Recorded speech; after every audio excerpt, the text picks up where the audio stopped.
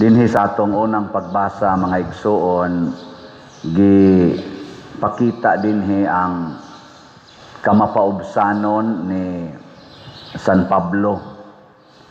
Iyang gitagaan og inspiring words ang iyang tinun-an nga si Timoteo nya.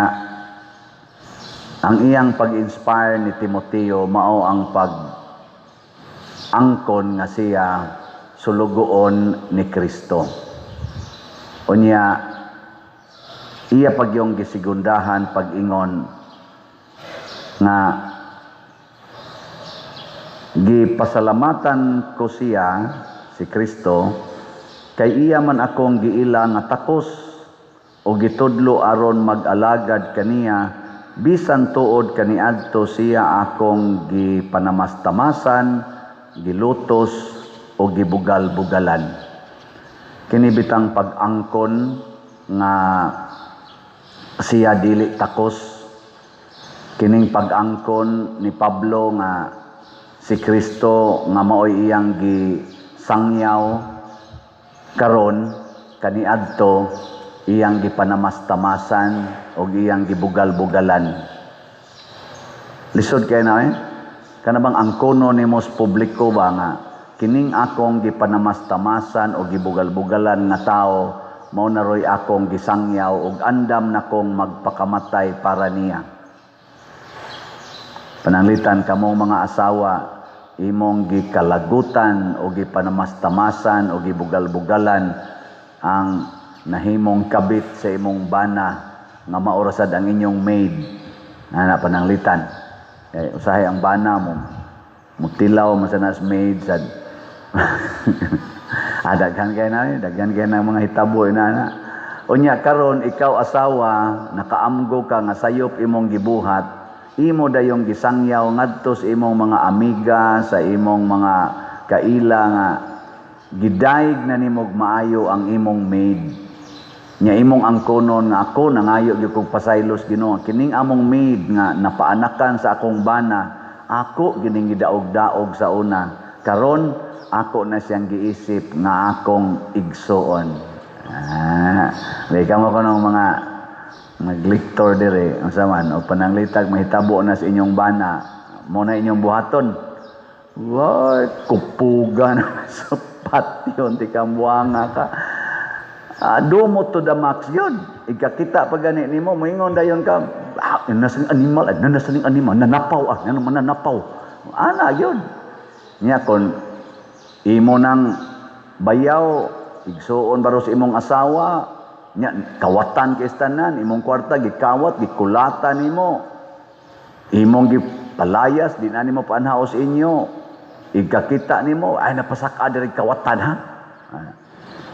Ana dayon, yang imong asawa in taon magsigig ingon ayaw na lang sa taon no hunungi sa ako biya nang manghod ang panuway dako patyon ko nagpasako na nimo din eh.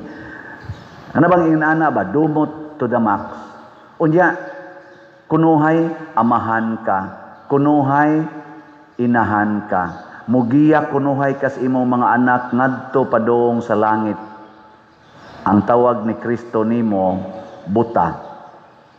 Ug matod pa niya diri, ang buta dili makaagak sa laing buta. Kung ikaw amahan, ikaw inahan, ikaw bana, ikaw asawa, nangandoy kang imong pamilya ninduto ninyo, pero nagsigi kag buhat og pagdumot, kalagot sa imong isig katao, buta ka. Dili ka makaagak sa tao padulong sa kinabuhi nga balaan. Gilingay mong tupad. Ina dili ka buta.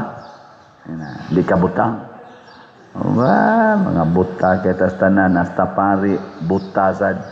Matod pa ni Kristo nganong nagtan-aw man ka sa puling sa imong isig katao, nga wa man gani ka magtan-aw, wa man gani ka mokuha anang truso nga naa sa imong mata. O unsa man ang troso nga nasa tong mata, ang garbo kana bitang magkusog kita mo tan-aw sa sayop sa atong isig katao, ato yung tan-aw ng ilang sayop, unya kita dili ta mamalandong sa kaugalingon natong sayop. Si San Pablo mao na iyang batasan sa una. Gitan-aw niya ang sayop sa nagsunod ni Kristo. Mo nang iyang gipapatay to sa Esteban, gipangdakop niya ang gasunod ni Kristo. Pero sa dihang nakita niya ang iyang pagkasayop, wa sad siya managana pagbag-o sa iyang baruganan. Muna isig tagtan-aw sa mga troso sa atong kaugalingon, kining mga garbo. Ko malingaw bitaw ko aning ato mga politicians, ang mga anti-Duterte, ang tanang sayop sa atong nasod karon, i-connect gid nila nga ang basolon si former President Duterte ug ang iyang administrasyon, apil na si Vice President Sara. Mao na roy ilang ilang main topic.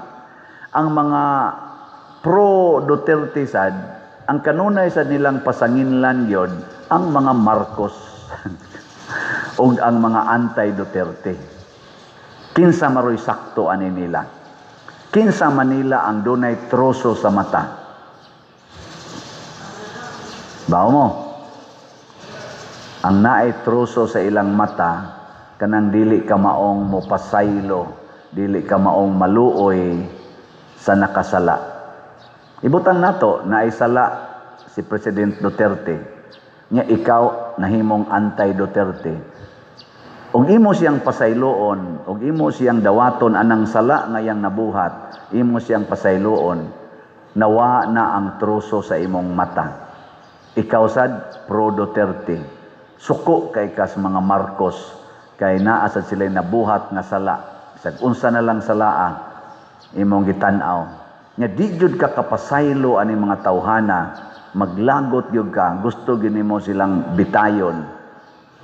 Nagpabilin ang troso sa imong mata. Pulos gyud ta dunay sayop. Pulos ta dunay mga apan. Apan mawa ning atong apan, basta kamaotang mudawat og mopasaylo sa mga apan og mga apan-apan sa atong isig katao. Sige, last na lang lingi sa imong tupad. Ingna din ako motan-aw sa imong apan. Ana, kamong mga asawa ay namong pagsigtan-aw anang mga apan-apan sa inyong bana. Ang inyong apan-apan mo'y tan-awa. Nga mao'y nahimong babag, nga din agid mo magkahiusa hinoon sa imong bana or sa imong asawa. Kamong mga umagad ay mo pagsigtan-aw ng apan sa inyong ugangan. Kamo sa mga ugangan ay mo sigtan-aw ng mga apan sa inyong mga umagad. Ang tanawa ang inyong apan, ngano man kung magsurok man akong dugo, makakita ako ning panuwayng dako. Doon na joy apan din hinako. Nganong kani siya doon na may mga amigo, suod man kay sila. Nganong ako maglagot man ko, niya ang problema nako. Oh, di ba? Ana.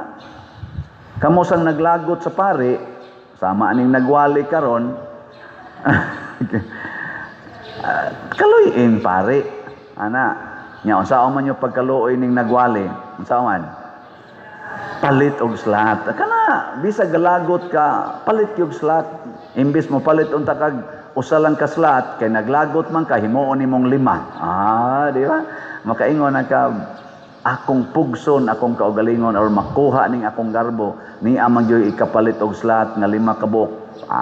Palit ko ning 5 bisag kapatyunon ko aning parian kay nahigugma ko sa simbahan. Na ug mao na ang tan-awon sa Ginoo, mao na ang tinuod nga nagsunod sa Ginoo nga nakakita gyud sa dalan padulong sa langit, dili buta nga mahug lang sa kanal sa kasalanan.